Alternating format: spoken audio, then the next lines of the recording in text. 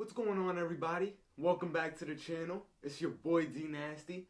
I'm here today. I'm going to be talking about the new Avengers Endgame movie that just dropped. I'm going to give some reaction, give a little bit of review, talk about some of my favorite moments, and we'll kind of just have a nice little discussion in the aftermath of such a big and historic event. I enjoyed it a lot. It's getting a lot of good reviews. There were a few moments that we'll kind of decipher and talk about specifically, but overall, great film. You're probably wondering why I'm here alone today, why it's just me at the table. Normally we got Santana and B as well, but they're both off doing some other stuff. Neither of them have seen the movie yet. I'm the only one who's seen it. I saw it 3 times. So yeah, they're not going to be joining us tonight. It's just going to be us, and we're going to talk about Avengers Endgame. So be warned now. I'm not going to say it again. This video will have spoilers. This is your one spoiler warning. So if you haven't seen the movie yet, stop this video here, add it to your watch later, to another playlist of yours. Go check out the movie, and then come back, and we'll discuss, you know what I mean? To start off, I don't even really know where I can begin, but the movie just has so many great, epic, memorable moments. You know what I mean? I will preface by saying I didn't get the same emotional reaction that I did from Infinity War.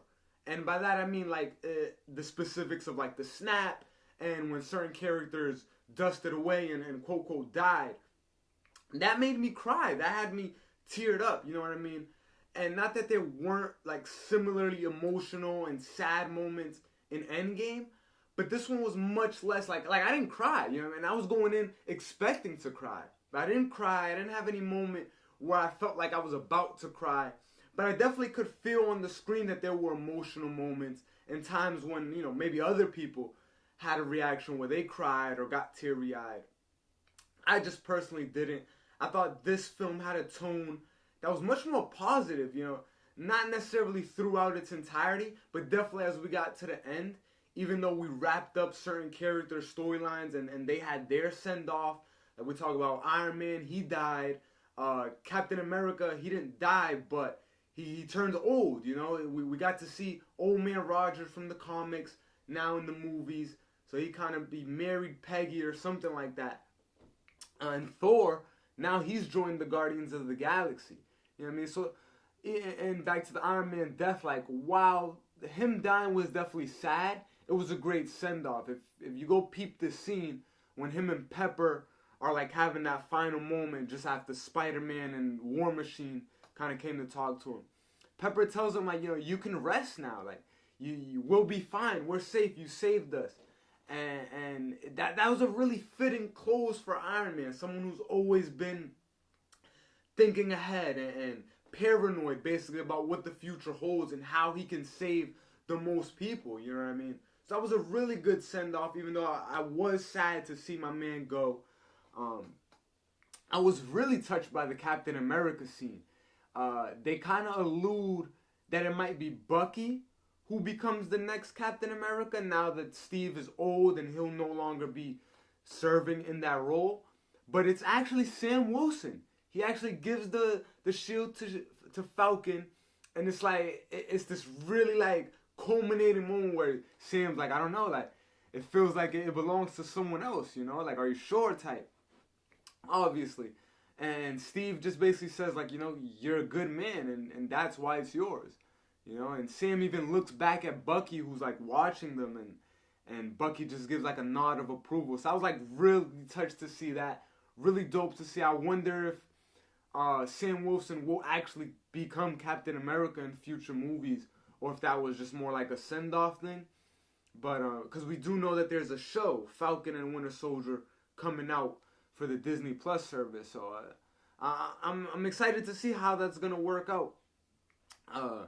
Moving along, basically, and I won't give you a review till the end of the video, but basically, if I'm gonna summarize the plot of the movie, it's one big time travel phenomenon, and the way the characters put it themselves, it's a time heist.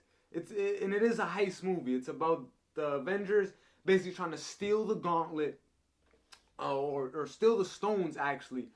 But what's interesting is it's from past times of their history. You know what I mean? So it's like they're going back to all the moments when the stones came up in a significant manner. For example, they travel back to the Battle of New York in 2012 from the first Avengers movie to get the Space Stone and the Mind Stone. Hulk goes like to Doctor Strange's crib to try and get the Time Stone, and we'll talk about Hulk as well.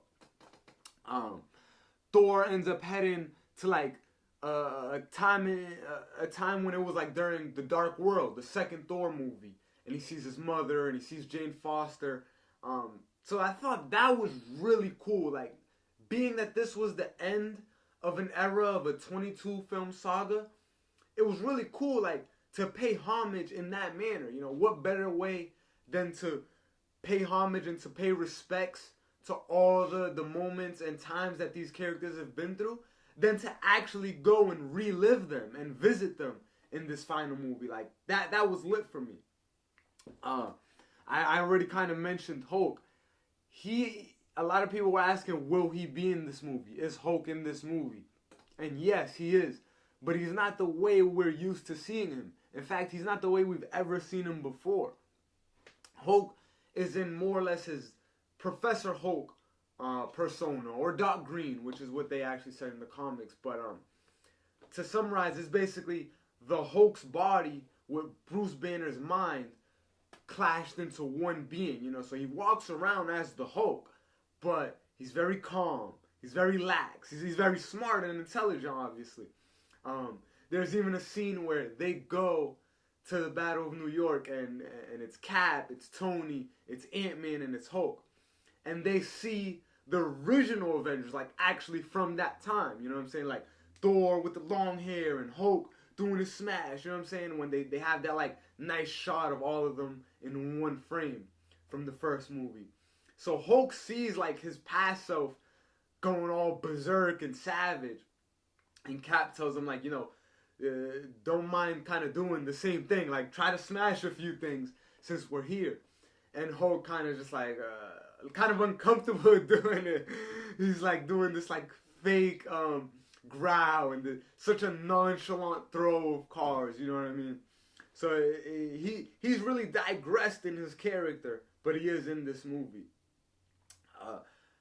I mean, I don't really want to get into like all the specifics because again, it's too much. But I think this is a good time to jump and transition to just my favorite moments of the movie. And I mean, I gotta say it. I mean, who's not gonna say that this is one of the best scenes in the movie when Cap freaking wheels Mjolnir, man? That shit was so lit. Like I said, there was no real moments that made me cry or tear up or like, you know, get like really sad per se, the way Infinity War did. But there were moments where I'm like really into the movie, when I'm like, yes, that's dope. Or I'm just like, holy shit.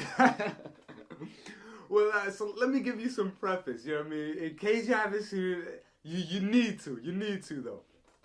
But basically what's happening is the final fight, and that fight lasts like the whole third hour, by the way. It's epic, it's a bang for your buck. But they're fighting Thanos in sort of the final act of the movie. And the three of them, Thor, Iron Man, and Cap, sort of like how you saw in the trailer, they basically roll up on them. And again, the context is a little different. But the three of them go to see Thanos, and Thor, he brings out both his hammers, or his axe that he has, Stormbreaker, and also Mjolnir. Because what happened when he went to the events of Thor: The Dark World, him and Rocket, just before they left to come back to the present, he holds out his hand and just brings Mjolnir from the past with him. You know what I'm saying? So that was like fucking dope. He's fighting Thanos. He's probably putting up the best fight against Thanos, you know, just logically, as you would imagine. But then Thanos gets a hold of Stormbreaker and is about to like shove it into his chest, the same way Thor did to him in Infinity War, you know what I'm saying? And he's just about to kill him. Then you see Mjolnir floating off the ground. And I just thought Thor was doing that. I thought Thor was calling it to himself and was gonna break through Thanos' chest or something, like sort of like with the Builders in Hickman's run. But all of a sudden you see that shit just hit Thanos and go back to like the left side of the screen, and it's fucking Cap who catches it. It's just like, oh shit. That was lit though. Like I was not expecting. I literally, the whole theater was like, oh my god. And then to see him fight with it, he's banging with the shield. He's banging with the hammer. You know what I'm saying? It's just like, you would have never expected to see this. And it's a great payoff, a great way to come back full circle from the Age of Ultron moment when everyone tried to lift the hammer and Cap was the only one who got it. You know, just a smidge, just moved it just a tiny bit, you know what I'm saying? So great way to cap off that little arc. The fight scene itself is amazing. The visuals, the sound, like just all of it is beautiful, you know what I'm saying? To get to see, and I guess I'll give you some explanation, the Thanos in this movie is not our Thanos. He's actually the Thanos from the past. The Thanos that we've been seeing in end credit scenes and in Guardians of the Galaxy. Like that Thanos that we were always building up to before we actually saw him in Infinity War. That's the Thanos that we face in Endgame. And it's crazy. Because this Thanos is much more like sadistic. You know what I mean? Like much more just cruel and more of a nihilist in that he wants to just cause destruction. And at this point, he's still trying to search for the Infinity Stones. He's still trying to gather them up. He's still got Nebula and Gamora kind of like as his little side pieces that he sends out to do missions to try and find the stones. And sort of like what brings him into the fray is when Nebula, like our Nebula that survived, goes into the past to try and get the, I believe it's the Power Stone from Peter Quill from the first like 10 minutes of Guardians. And they do it, but because she has like a connected conscious with her past Nebula, like they're on like the same frequency, same signal. It's weird, you know what I'm saying? But now the past Nebula that's with Thanos still, she is like getting all these memories and all these projections that the future Nebula has gone through. You know what I mean? So now Thanos is seeing that. He's hearing about niggas trying to come get the Infinity Stones and trying to come nullify what he did. Now that puts him on his path where he's like, I won. I did it. I reached my goal. I did the snap. I collected all the stones. And now niggas is trying to take that away from me? Nah, like even if I haven't physically done it yet, I know that it happens now. So I'm going to make sure that timeline continues. A few other things to kind of know. Like I said, they're going into the past to get all the Infinity Stones because at the beginning of the movie, we find out that the stones Thanos had are gone. He's destroyed them. And they actually run up on Thanos immediately. First 15 minutes of the movie. Run up on Thanos on his like garden planet. Chop his arm off. Try to get the gauntlet. And that's when they see like he doesn't have the stones anymore. And his face is all fucked up. Half the side of his body's all burnt and shit. And basically what he tells them like, yeah, the job was done. So I used the stones to destroy the stones. And you know, there ain't shit y'all could do about it, you know what I mean? So, you know, Thor gets tight about that and chops his head off. Everyone's like, shit, like, what did you do? And Thor's just like, kind of traumatized. He's like, I went for the head. That's what you told me to do, you know what I mean? So they kill Thanos like that, you know what I mean? In the first couple minutes of the movie. Captain Marvel, we know she's with Steve and with Black Widow and all of them. She's the one that goes out into space and saves Tony Stark and Nebula, brings them back to Earth. Nebula explains that Thanos used to talk about going to this garden planet and basically retiring after he accomplished his goal. So that's how they find out where to go. But after this happens and they realize like the stones are gone, they can't try to use them to snap everyone back because Thanos has gotten rid of them. It's like shit. Like we've hit a wall. And this is when the film gives you a twist that I didn't see coming. A lot of people had theories about time jumps and when events actually happened in sequence. But then the film just flashes forward 5 years. 5 years. It literally just says 5 years later. So slow. You know what I'm saying? And it's like, damn. Damn. So when we pick up with the Avengers again, it's 5 years into the future. 5 years after the snap, basically. You know what I'm saying? And shit has gotten so much different. The world has gotten worse. Like, you know what I mean? Things are getting destroyed. Properties not being managed well. From stadiums to all that to boat docks. And some of the characters have even changed as well. Like Thor goes into this massive depression. And sort of like in the comics, how he rebuilt Asgard over Broxton, Oklahoma. He does that. He does create a new Asgard. It's not in Broxton. I think it's in Norway, and it's just called New Asgard.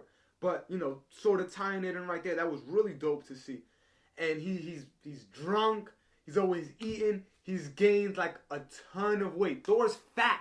Thor is literally fat. You know what I'm saying?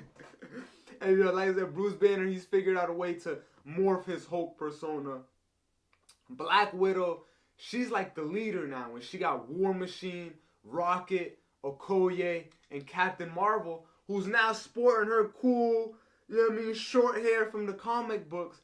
They're like, I guess, like a new Avengers per se. They're out just kind of dealing with missions out and about and like reporting to Black Widow. Iron Man, he has a kid, so he's off doing this shit. He's like, I don't even want to hear what y'all talking about. You know what I'm saying? This is my family now. This is my second chance. Steve is like leading these peer groups where they talk about their problems.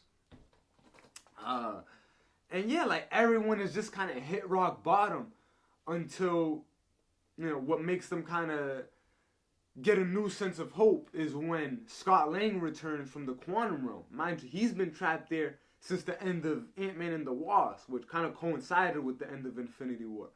But he returns and he sees, like, it's been 5 years, but he's only been in the quantum realm for maybe 5 minutes. So when he's explaining to them, how that shit worked, like that he can go in there and maybe come out at a different time period, that's when everyone's like, all right, we gotta band the team back together and try to do this. Because if we can go back in time, we can get the stones and yada, yada, yada. We can fix shit. One of the problems they run into when Hulk tries to get the time stone, that he meets the Ancient One. And she tells him, like, I can't give you the stone. It's going to fuck up the timelines and shit. And more on that, the timelines in a second. But basically, the Ancient One is, like, dumbfounded when Hulk explains to her that Strange gave it to Thanos. Doctor Strange gave it away quickly and that easy. And, she's like, well, Strange was supposed to be the best one of us ever. The greatest one of us all. So, he must have done it for a reason. So, she gives Hulk the Time Stone.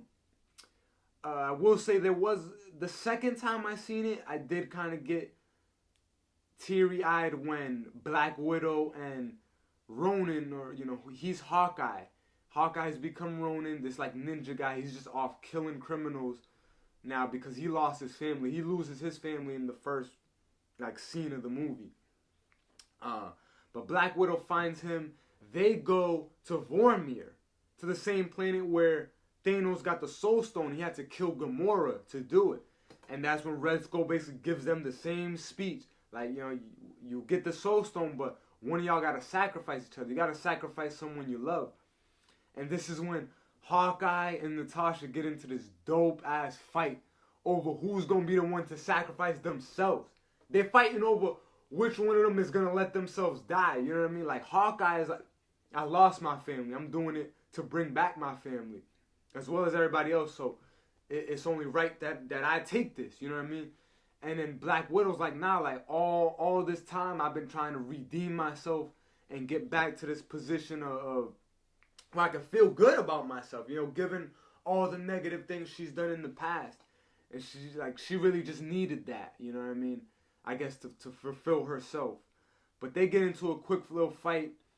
It ends up being Scarlet Johansson But Black Widow is the one who jumps off the cliff and sacrifices herself so that Clint can get the stone.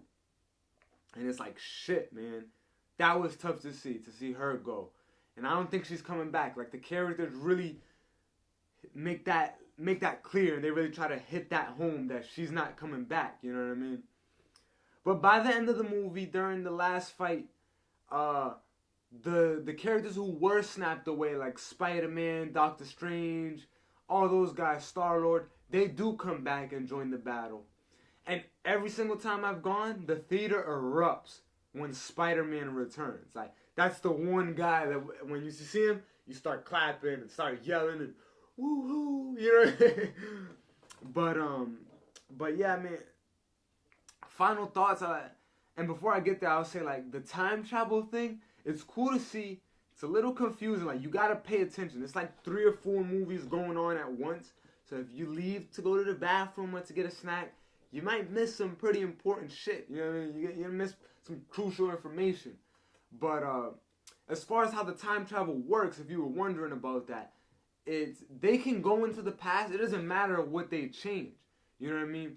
Because, and bear with me on this, I'm no quantum scientist. But basically, the way Hulk said it is like, if you go into the past, your present becomes the future. You know what I mean? And the past, or actually, the past becomes the future. Because that's where you're going. And your present becomes the past. So it's like still one linear motion, you know what I mean? If you change something in the past, what you really do is create an alternate timeline where that change has taken effect. You know what I'm saying? But as far as the normal timeline, like if I go back and kill somebody here, when I come back to my normal timeline, that change will never have taken place. But what I will have done is created an alternate timeline where that person I killed is dead, where the change does happen. So they can go do whatever in the past. It doesn't alter the future. You know what I'm saying? What they do have to do is bring the stones back to their normal spot. You know what I mean? Where they got it from after they've done, because they don't want to create those alternate dimensions. You know what I'm saying? That's the only caveat. But other than that, like the film is solid. Again, it's not as like emotional. It's not a sad movie, really. Like, not to me. I think there's sad moments, of course, you know, because it's the end of an era and of a long saga. But the film itself, it really does take a positive spin on things. You know, like never give up, always keep fighting. You know, just classic type of Avengers themes, and that was really cool to see. I do think like the script was a little weird. Like some characters didn't always like talk the way they would normally. I think that is probably because the directors are kind of taking into account you're probably not gonna see this not having seen any other movie. You know what I mean? So they kind of just make some jumps, make some leaps that you as a fan just kind of have to accept, or you know, put 2 and 2 together on your own, which is fine. Like, that's not a complaint of mine. Another positive is just like all the memories. You know what I'm saying? Like, not only did we get to relive certain moments from past movies, but even just other scenarios. Like, there was Cap in the elevator with all the Hydra agents, just like in Winter Soldier, and we know that leads to like a big fight scene. But him knowing what he knows now, he just leans over to the dude and is like, "Hail Hydra." So it's like, it gets him out of that predicament. He gets the Mind Stone and he's good. Don't have to fight. Being much more strategic about it. But it's also a call back to Secret Empire, to Hydra Cap. You feel me? Like, so many moments like that. Him holding Mjolnir. That's happened, you know, several times. Happened in Secret Empire. And it also happened in Fear itself, which I think is like the most direct moment that they were kind of calling back to. And then him saying Avengers Assemble. I mean, how can you not like that? I mean, for the first time ever we got to hear him say Avengers Assemble, I was like, yes. I needed to hear that. You know what I mean? So I mean, there's really like so much I can go at lengths about this movie. I'm probably going to go see it again for a 4th, a 5th, a 6th, a 7th.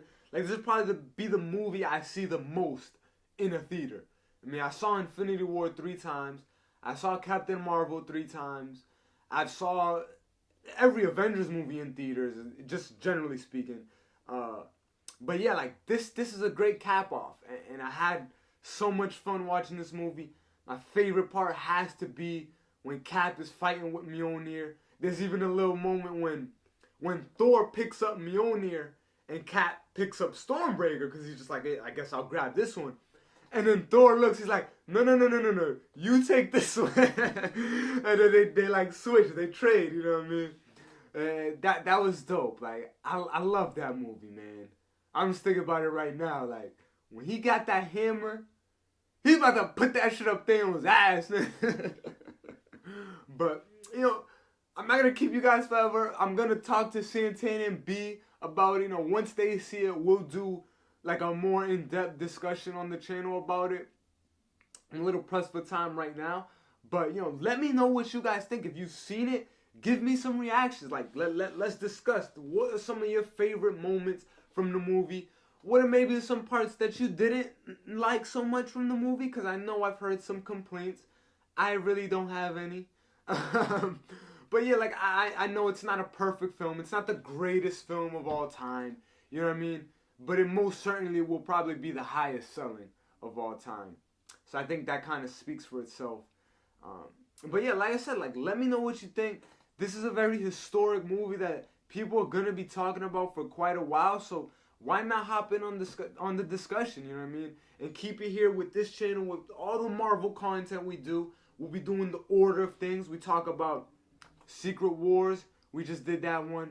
We'll be doing Avengers Standoff, which is kind of fitting because that's when Cap, you know, it's sort of a spoiler, you know, before you go see that episode. But Standoff is when Cap becomes young again after being Old Man Rogers since Secret Wars and since a little bit before it, like around Axis. So it's like kind of fitting that we'll be talking about that one before we jump into Civil War 2, which is a very Captain Marvel focused, you know what I mean, event, and that's fitting as well, given the role she played. Little smaller than what I thought going in, you know what I mean? I didn't think she was about to be in the first 10 minutes and then the last 10 minutes and then that's it. But again, it fit. Her reaction with Peter Parker, dope.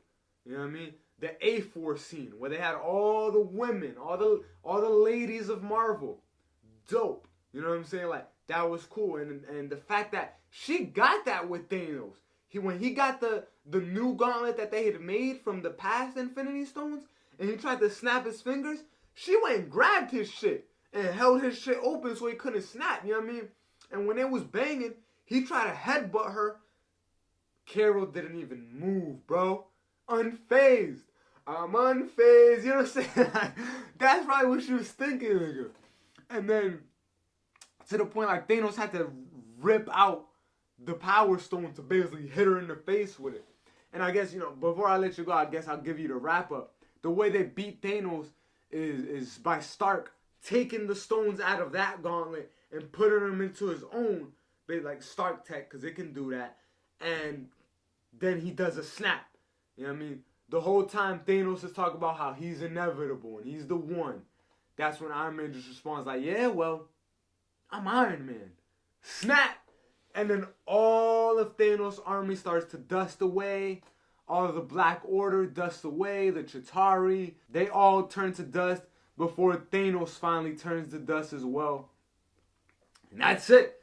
We fucking got him, man. We fucking got that motherfucker. So, yeah, I mean, like I said, great movie. Great send-off for Cap, Thor, and Iron Man. I can't wait to see Thor in the next Guardians of the Galaxy movie. He'll probably fight Warlock. I can't wait to see Sam Wilson as the new Captain America. And I also can't wait to see if Tony Stark becomes like an AI. You know what I mean? Because at the end, he was like a projection of himself, even though he had died. So it'll be interesting to see if he still continues in his role as Iron Man, but just like in a cameo role. You know what I mean? Being able to live on through that. But with that being said, guys, thank you so much for watching this video. Appreciate you guys always giving me the support and love. We're going to come back with you with Santana and B talk more about the film in the coming days and do some more Marvel content. But you guys keep it easy and let me know in the comments what you're thinking about Endgame, alright?